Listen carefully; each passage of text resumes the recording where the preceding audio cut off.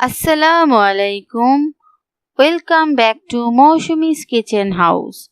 আজকে আমি আপনাদের সামনে নিয়ে এসেছি চিকেন সাসলিক রেসিপি। এই রেসিপিটি যদি আপনাদের ভালো লেগে থাকে তাহলে লাইক করতে ভুলবেন না।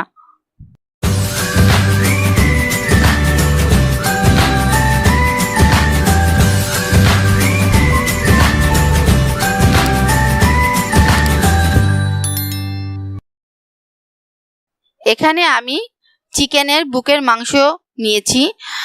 মাংসটি আমি পিস করে কেটে নিয়েছি এইভাবে। এখন আমি মাংসের মধ্যে বেকিং সোডা দিয়ে দিচ্ছি সামান্য পরিমাণে। সামান্য পরিমাণে আমি লবণ দিয়ে দিচ্ছি।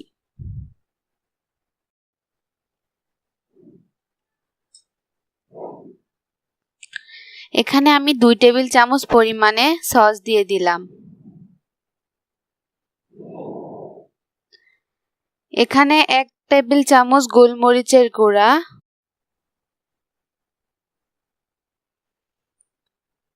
এখানে আমি একটি লেবুর অর্ধেক চিপিয়ে দিচ্ছি। আমি এখন সবগুলা একসাথে মিক্স করে নিব ভালো করে।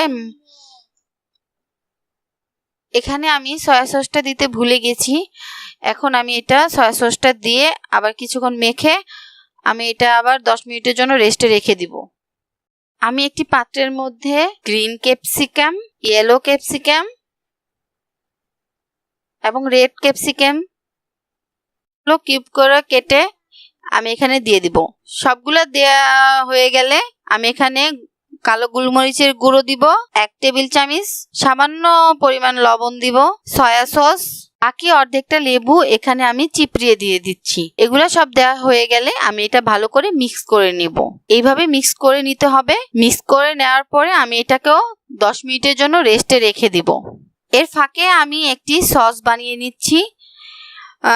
প্রথমে আমি একটি বাটির মধ্যে tomato sauce and western sauce, chilli flakes দিয়ে আর সামান্য পরিমাণ তেল দিয়ে আমি এটাকে মিক্স করে নিব, একটি সস বানিয়ে নিব। এই সসটা বানাতেই হবে। চিকেন সাসলিকের আসল টেস্ট পাওয়ার জন্য এই সসটি আপনাদের অবশ্যই প্রয়োজন। তো 10 মিনিট পর আমি আবার ফিরে আসলাম। এখন আমি এরকম কাঠির মধ্যে চিকেন এবং ক্যাপসিকাম গুলো গেঁথে নিব। একটা আমি বানিয়ে দেখিয়ে দিচ্ছি।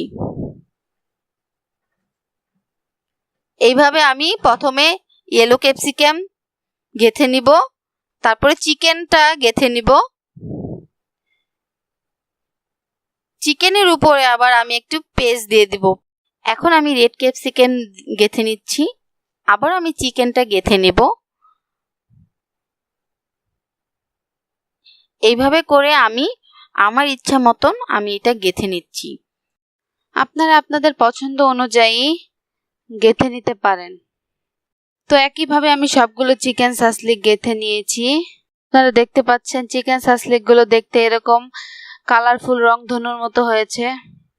আমি একটি ফ্রাই প্যানে গরম হয়ে গেলে এখানে আমি পরিমাণ মতো তেল দিয়ে দিচ্ছি। এখানে আমি দিয়ে দিচ্ছি বাটার। বাটারটা গলে গেলে আমি এখানে চিকেন সাসলিকটা দিয়ে দিব। এখন আমি চিকেন সাসলিক গুলো ফ্রাই প্যানে দিয়ে দিচ্ছি। তো একে একে আমি সবগুলো দিয়ে দিচ্ছি। তো এগুলোকে এখন এখানে আমি যে সসটা বানিয়ে রেখেছিলাম সেগুলো এরকম ভাবে ব্রাশ দিয়ে দিচ্ছি। চিকেন সাসলিকের উপরে আমি ব্রাশ দিয়ে এইভাবে সসটা দিয়ে দিচ্ছি। সসটা দেওয়ার পর আমি এখন এটাকে উল্টিয়ে দিব। আমি এখন সবগুলো উল্টিয়ে দিব। সাসলিকটা এখন আমার ভাজা হয়ে গিয়েছে, দেখতে এরকম হয়েছে। একটা আমি উঠিয়ে দেখিয়ে দিচ্ছি। খুব ইয়াম্মি ইয়াম্মি লাগছে, খেতেও খুব মজা হয়েছিল। যদি আপনাদের আমার এই রেসিপিটি ভালো লাগে তাহলে লাইক, কমেন্ট, শেয়ার এবং সাবস্ক্রাইব করতে ভুলবেন না।